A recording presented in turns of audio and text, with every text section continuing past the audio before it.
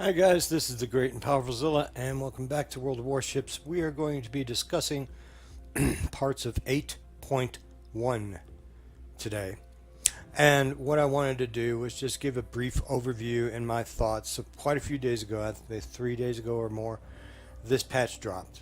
And there were a bunch of changes to quality of life things and radar and whatnot. So let's get into it first of all. The first thing that pops up to most people's mind is this Fly Strike Win series. This is where you get your new currency, and I'll discuss that in a minute. Basically, you just go and play, and you can do these things. Most of them can be done in co-op. However, some of them have to be done in random. So make sure you read the tooltip and where it can be done and what can be done with it. Otherwise, you can be wasting time. If you're like me and you have a limited amount of time, you don't want to be wasting it, right? Okay. The second thing is these missions that came up. Okay, of course they restarted to easy, normal, and hard business. Then they have this Exeter's Last Stand, and this part right here, a lot of people are having an extremely hard time doing because it has to be done on tier 5 to 8 U.S., British, or Commonwealth destroyers or cruisers, which means that 6 out of 10 times you're going to get into a game that does not have a CV. So you have wasted, quote unquote, that opportunity to shoot down planes. Yeah, you might get a spotter plane, or maybe some fool will launch his fighters in front of you for whatever reason. But for the most part, you've got to get into a game with the CV, and I, like most other people, are having a hard time finding a CV. Why is that? Because two reasons. One, they've nerfed CVs into oblivion, and two, it's expensive to run a CV, so they're getting to be fewer and farther in between, which is going to please a lot of players. But when it comes down to brass tacks and you have this to do, what you going to do now? You CV haters out there, what you going to do now? You need CVs. My suggestion to you, if you're having a hard time like me, is to pair up with somebody who does have a CV and is willing to take one on the chin, cost-wise, and go into battle with them and then hope for the best. Not only do you have to get into a battle with a CV, but you also have to count on the CV sending his planes against you. And I promise you, if you're rolling on an Atlanta, he ain't going to come anywhere near you if he's got half a brain, because all of his planes are going to get shot down. Okay? So the best way to do this, if you are in a game with a CV, to attract him to you, is to go sail off by yourself. That right there is bait. You're baiting the CV to come and get you. Okay? So go sail off by yourself in a ship like the Indianapolis or the Boise or the Atlanta or any other U.S. cruiser. British cruisers are good too. The Edinburgh's particularly good at it. Go off, sail off by yourself. Okay, the Perth is very good at it. And get the CV to bait and try and come after you. That's all you can do. This is completely random, and good luck with it. Because I'm having yesterday I had a really hard time getting this going. As you can see, 7 out of 30. So, your mileage may vary. I know some guys got in there, 2 games, they had it done. Other guys, they haven't seen but 1 or 2 planes. So, your mileage may vary on that. The other thing, this one, I'm sorry, I'm actually out of this. The Knight of Devon. This thing right here is for the Exeter only. So if you have the Exeter, you can go ahead and do this. It gives you a premium air supply container for doing this mission here. But if you don't, like most of us, then, you do your best. Okay?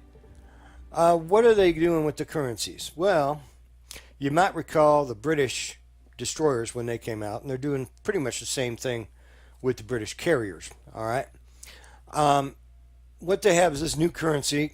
You have florins and you have crowns. Okay. And you use these to buy early access to the British carriers or whatever else you want. I mean, they have a whole bunch of stuff. Yeah. Okay. So if you like carriers and you're a collector like me, then you want to go for this.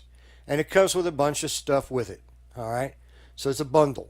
So you spend 50 crowns and 400 florins. And as you can see, I've got the 50 crowns. I'm just a little short on the florins.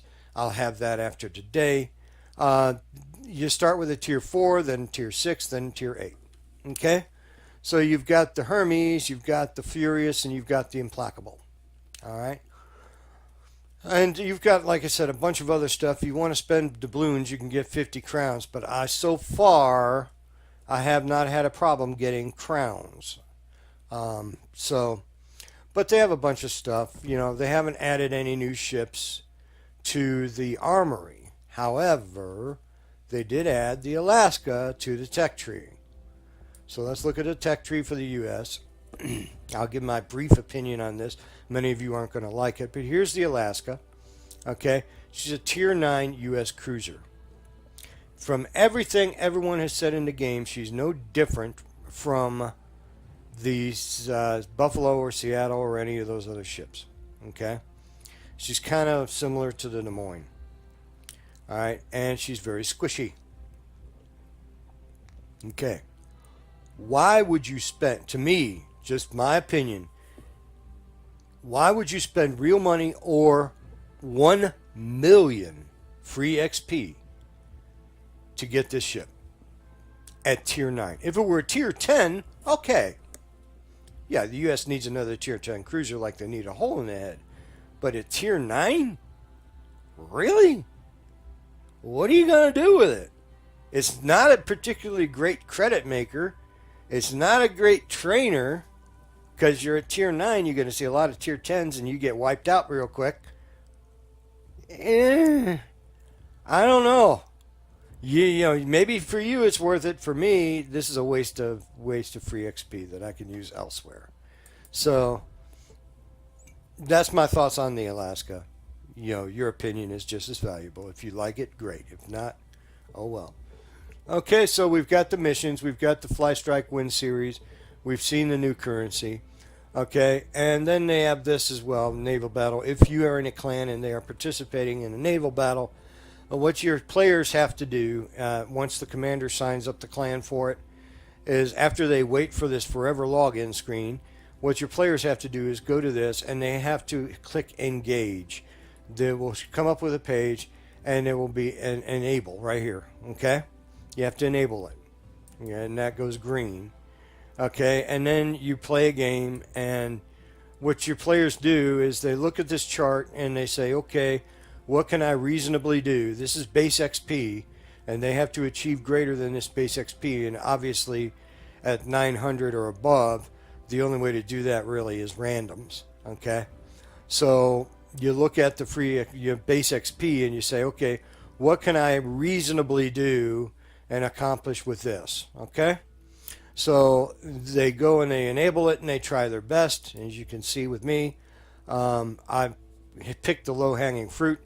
And if your base XP is greater than the requirement, then you bump up a level. So it goes 3, 9, what is it, 3, 9, 15? Yeah, 3, 9, 15. So, yeah, it goes 9, 15, 15, 50, and then 1600.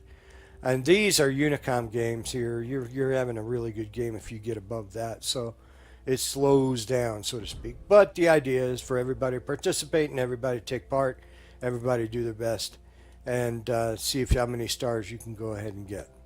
So that is the naval battle. Not to be confused with clan battles. That's a naval battle. And it rewards the clan with oil and things like that. Okay? All right. Let's take a look at the tech tree. And take a look at the British carriers real briefly that they are offering. All right. So we'll go to UK. And here they are. This is the Hermes. Okay. And the Hermes is a World War I aircraft carrier, believe it or not. This thing sports World War I planes, too. It has the Sea Gladiator, which is nothing more than a Gloucester Gladiator with an arresting hook on it and reinforced fuselage. It has the Albacore, which was the same as the Swordfish, but the Albacore had an enclosed cockpit. And then it had the Swordfish, which is the classic British torpedo bomber. For whatever reason, they put it as a dive bomber in this game. Dive bomber is a elusive word because British bombers do not dive. They pass over the target and carpet bomb. But the Swordfish, the old string bag, the one that jammed the rudder of the Bismarck and performed the raid at Toronto and a lot of other famous things in World War II. So that you have the Swordfish at this tier.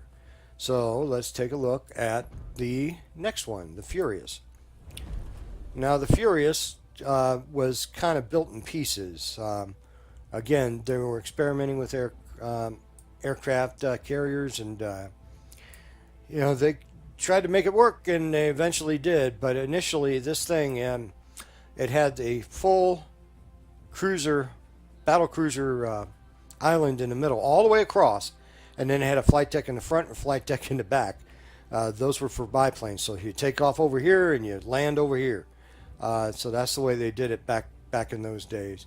The Skua is the Blackburn Skua was designed as a bomber. It was a very good dive bomber. It was one of the few planes that Blackburn made that actually worked. The British tried to use it as a fighter. Didn't work out very well. We'll see how it does in the game. But this was particularly active in the Mediterranean and in Norway when the British were trying to stop the Germans from taking over Norway, which was an exercise of futility at the time in 1940. But the Blackburn Skua, and then you have the Albacore, which I've already discussed, and you have the Blackburn Skua as a dive bomber, which is what it was designed to do. And it actually wasn't a bad dive bomber. Okay? Then you upgrade to the Sea Hurricane, which is just a Hawker Hurricane that has an arrestor hook and reinforced fuselage. The Barracuda, Ferry Barracuda, which is a variant of their ferry battle, which was a disaster in France in 1940. But what they did was they took the low wing loading and they made it high wing loading and made it a torpedo bomber. And it performed all kinds of roles. It was dive bomber, torpedo bomber, rocket, aircraft. I'm surprised they don't have Ferry Fulmars on here, but they put the Sea Hurricane on instead. So that's rather interesting to me. And Barracuda again as a dive bomber. So again, this is a weird looking plane if you're used to planes with low wings that are low on the fuselage or mid on the fuselage. This one sits up high, and it's kind of an oddball. Okay, so let's take a look at the final one, the Implacable, the Tier 8 that they made available. You have the Firefly. This is the Ferry Firefly. A rocket attack airplane. It was designed as a fighter. You still have the Barracudas. And then when you upgrade, you get the Seafire, which is nothing more than a Supermarine Spitfire modified for carrier use. Okay?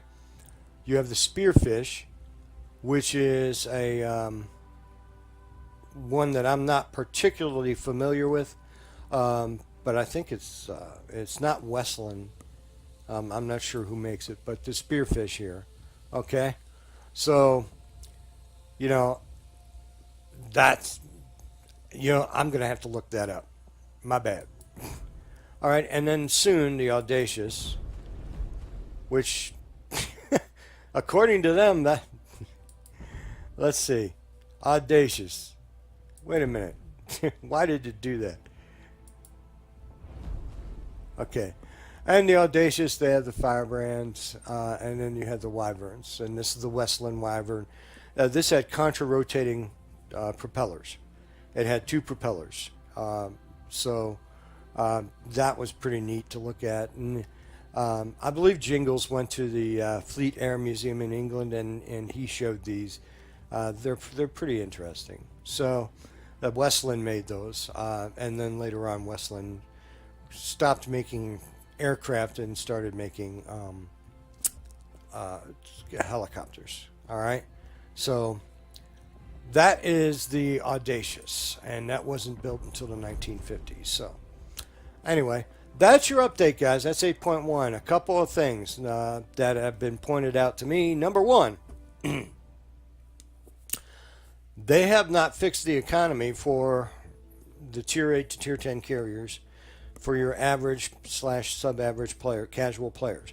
If you're a Unicom, you do 300,000 damage. Yeah, you're going to make some credits, but for the most part, all of us are losing credits left, right, and upside down because our planes are getting shot out of the sky so quickly, especially at Tier 8, because at Tier 8, you're facing Tier 10 planes.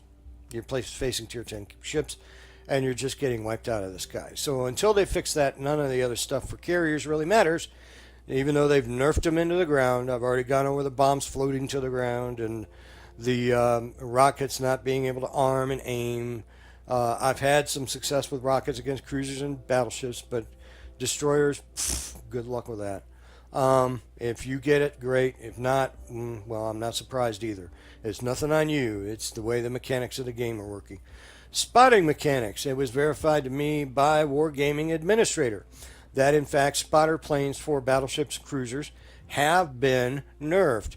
That 20% spotting reduction also applies to them. And also, spotter planes can no longer spot torpedoes, just like every other aircraft on an aircraft carrier. So, if you're a battleship driver, or you're a cruiser driver, like me, okay, and you play battleships and cruisers, that destroyer, that sneaky little bugger, is going to get up on you, and he's going to put one right up your tailpipe, and you're not even going to know he was there. You'll never even see him coming. He can get right up on you. So if you're a lone wolf and you go out there by yourself and you're, one of these battleships that are sitting in the back and you've lost track of that Shimakaze or you've lost track of that Fletcher and you don't know where he's at, and suddenly you find torpedoes coming after you from your backside, then you know why.